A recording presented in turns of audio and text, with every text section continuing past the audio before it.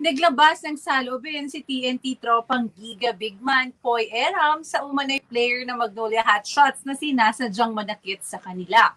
Ayon kay Eram, dinuruan pa umano ng Hotshots player sa mukha ang isa niyang kakampi na hindi na niya pinangalanan. Sinabi ni Eram na walang lugar sa PBA ang ganitong pambababoy. Sambit nito, normal ang pisikalan sa basketball, ngunit ang ganitong pambababoy habang naglalaro ay nagre-reflect sa mismong ugali ng tao.